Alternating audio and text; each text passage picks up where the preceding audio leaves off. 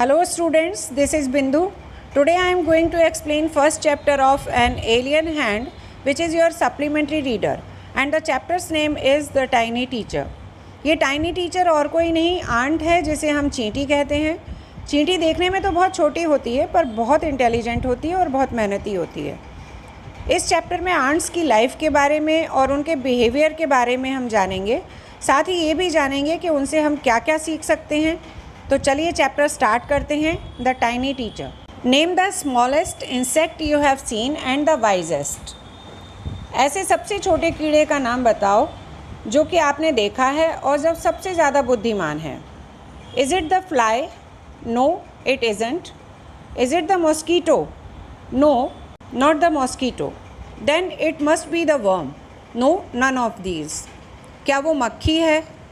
नहीं, वो मक्खी नहीं है। क्या वो मच्छर है? नहीं, वो मच्छर भी नहीं है।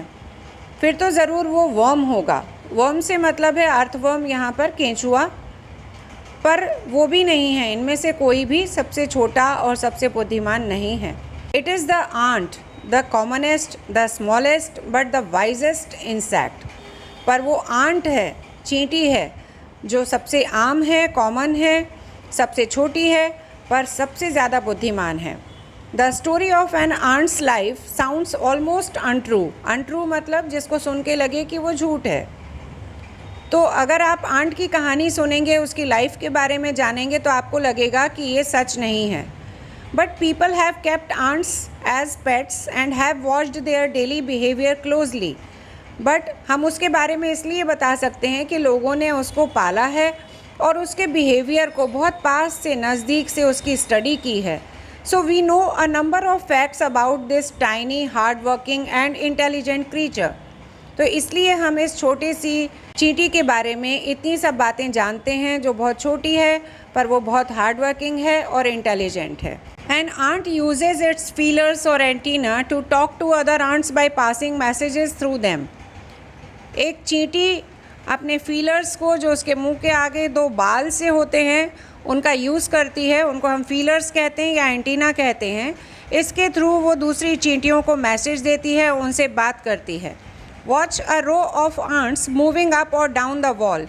कभी आप देखिए जब दीवार पर चींटियाँ आ या जा रही होती हैं, उनकी लाइन को ध्यान से देखिए।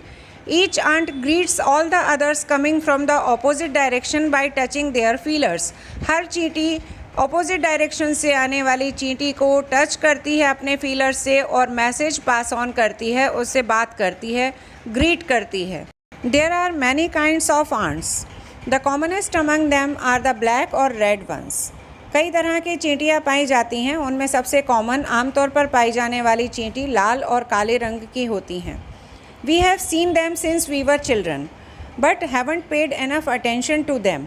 हम उनको अपने बचपन से देखते आ रहे हैं पर कभी उन पर ज़्यादा ध्यान नहीं दिया। Where do they live? In their comfortable homes called nest और आंट हिल्स। तो वो कहाँ रहती हैं? वो अपने आरामदायक घरों में रहती हैं, जिनको हम नेस्ट कहते हैं या आंट हिल कहते हैं। Each has hundreds of little rooms and passages. हर आंट हिल में या नेस्ट में कई सौ कमरे होते हैं और पैसेज बोलते हैं रास्ते को, कई रास्ते होते हैं। In some of these rooms the queen ant lays eggs. इनमें से कुछ कमरों में रानी चींटी अंडे देती है। Others are nurseries for the young ones called grubs. और बाकी के कमरे नर्सरी होते हैं जहाँ पर चींटी के बच्चों को रखा जाता है, उनको पाला जाता है। उन बच्चों को हम लोग ग्रब्स कहते हैं। Workers have their reserved quarters. They spend most of their time searching for food. Some rooms serves as storehouses for this food. Worker ants के अपने अलग से सेपरेट क्वार्टर्स होते हैं, रूम्स होते हैं। वो अपना ज़्यादातर समय खाना ढूंढने में लगाती हैं और जो ये खाना ढूंढती हैं उसको स्टोर हाउस में स्टोर किया जाता है। Soldiers have separate barracks. Barracks बोलते हैं लॉन्ग रूम्स को। सोल्जर आंट्स के अपने सेपरेट रूम्स होते हैं। No worker has ever tried to live in a soldiers house. No soldier has ever gone out for searching for food. हर चींटी का अपना काम बटा हुआ होता है। कभी भी सोल्जर आंट खाना ढूंढने नहीं जाती है और वर्कर आंट कभी भी सोल्जर के कमरे में नहीं जाती है। नो वर्कर और सोल्जर और cleaner has ever harmed a grub. कभी भी कोई वर्कर आंट, सोल्जर आंट या क्लीनर आंट कभी भी किसी चींटी के बच्चे को, ग्रब को नुकसान नहीं पहुंचाती हैं। So you see an ant's life is very peaceful. तो इस तरह आप देख सकते हैं कि चींटी की लाइफ बहुत शांतिपूर्ण होती है, पीसफुल होती है। Each does its share of work intelligently and bravely and never fights with other members of the group. हर आंट अपना काम बहुत बुद्धिमानी से, समझदारी से और वीरता से करती है और कभी भी आपस में एक दूसरे से झगड़ा नहीं करते हैं। The queen ant has a pair of wings which she casts off before she begins to lay eggs. अंडा देना शुरू करने से पहले रानी चींटी के जो पंख होते हैं वो उनको थ्रो ऑफ कर देती है, फेंक देती है। Eggs hatch and become grubs. Grubs change into cocoons and cocoons break to bring forth complete ants. अंडों को सेती है, उसके बाद उसके ग्रब्स बनते हैं, ग्रब्स कोकून्स में चेंज होते हैं और कोकून्स जब ब्रेक होते हैं तो उसमें से कंप्लीट आंट अपीयर होती है। The life of an ordinary ant in the ant hill is a book which many of us seldom open. तो एक आम चींटी की, उसके आंट हिल की जो स्टोरी है वो एक बुक की तरह की है जिसे शायद ही हम में से किसी ने पढ़ने की कोशिश की हो या कभी ओपन किया हो। The queen is the mother of the entire population of the colony. रानी चींटी उस पूरी बस्ती की, आबादी की माँ होती है। कॉलोनी बोलते हैं चींटियों की बस्ती को। It lives for about 15 years. वो लगभग 15 साल जीती है, 15 साल की लाइफ होती है रानी चींटी की। It has a pair of wings, but bites them off after its wedding flight. उसके एक जोड़ा पंख होते हैं, 2 पंख होते हैं उसके, जिसको वो अपनी शादी की उड़ान के बाद काट करके अलग कर देती है। This flight takes place on a hot summer day. The queen leaves the nest and goes out to meet a male ant or drone high up in the air. On its return to earth, it gets rid of its wings and then does nothing but lay eggs. ये जो उसकी wedding flight होती है वो गर्मियों के किसी दिन होती है जो कि गर्म हो, और रानी चींटी अपना बिल छोड़ करके उस दिन हवा में उड़ती है और मेल आंट से मिलती है, और जब ज़मीन पर वापस आती है तो अपने पंख अपने आप से अलग कर देती है और उसके बाद और कुछ नहीं करती, सिर्फ अंडे देती है। Eggs hatch and grubs come out, soldiers guard them, workers feed and clean them and also carry them about daily for airing, exercise and sunshine. अंडों को गर्मी पहुंचाने के लिए सेते हैं, उनसे ग्रब्स बाहर निकलते हैं, सोल्जर आंट्स उनको गार्ड करते हैं, उनकी चौकीदारी करते हैं, वर्कर आंट्स उनको खाना खिलाते हैं, उनकी साफ़ सफाई करते हैं और उनको डेली बाहर लेकर के जाते हैं हवा के लिए, एक्सरसाइज के लिए और सनशाइन के लिए, मतलब धूप के लिए। 2 or 3 weeks later, grubs become cocoons and lie without food or activity for 3 weeks more. 2 से 3 हफ्तों के बाद ग्रब्स कोकून्स बन जाते हैं और बिना किसी फूड और एक्टिविटी के, बिना किसी खाने के और काम के 3 और हफ्ते लेते हैं, वो ऐसे ही पड़े रहते हैं। Then the cocoons break and perfect ants appear. और 3 हफ्ते बाद वो कोकून्स ब्रेक होते हैं, टूटते हैं और उनके अंदर से पूरी कंप्लीट आंट अपीयर होती है, निकलती है। Now it's time for teaching and training. अब नई आंट्स की टीचिंग का, उनको सिखाने का और ट्रेनिंग का समय आता है। New ants learn their duties from old ants as workers, soldiers, builders, cleaners etcetera. नई चींटियाँ पुरानी चींटियों से काम करना सीखती हैं, ट्रेनिंग लेती हैं, वर्कर्स की, सोल्जर्स की, बिल्डर्स की, क्लीनर्स की, और जितने भी काम होते हैं अलग अलग काम सीखती हैं।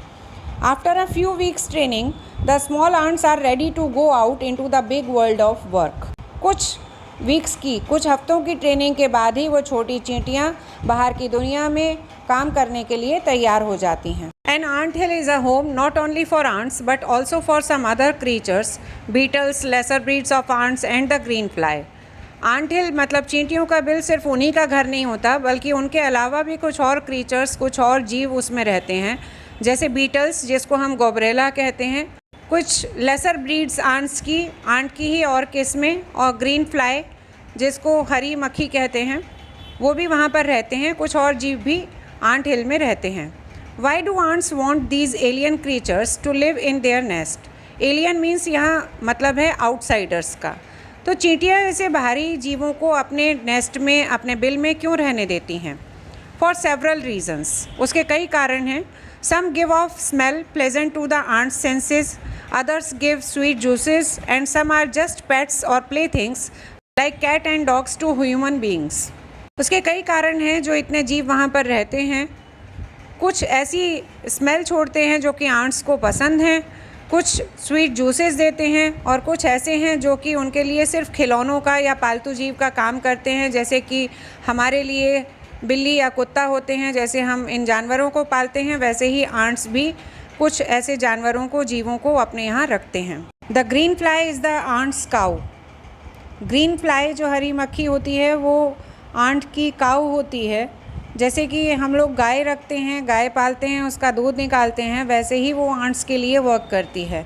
The ants train it to give honey dew like milk with a touch of their antenna. Ants उनको ट्रेन करती हैं, जब वो उसको एंटीना से टच करती हैं अपने फीलर्स से, तो वो उनको स्वीट जूस देती हैं जो हनी के जैसा टेस्ट करता है, जैसे कि हमारे यहाँ काऊ मिल्क देती है। They milk it just as we milk the cow. वो वैसे ही उसका दूध निकालते हैं या हनी ड्यू लेते हैं उससे, जैसे कि हम अपने गाय से दूध निकालते हैं। Have humans learned as much as ants have. क्या हम मनुष्यों ने भी आंट्स से उतना ही सीखा है जितना उन्होंने हमसे सीखा है? Perhaps they have, but they haven't put their learning to good use.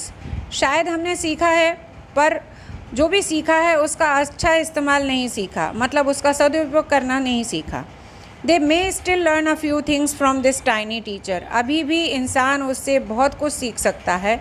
Hard work, sense of duty and discipline, cleanliness, care for the young ones, and above all, a firm loyalty to the land where they live. तो हम उनसे बहुत सी चीज़ें सीख सकते हैं।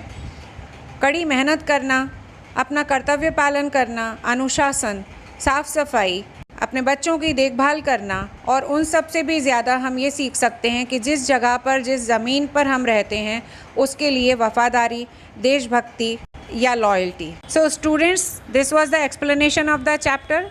आपको chapter पसंद आया हो तो प्लीज़ लाइक कीजिए, सब्सक्राइब कीजिए और शेयर कीजिए, और ये भी बताइए कमेंट करके कि आपने चींटियों से क्या सीखा।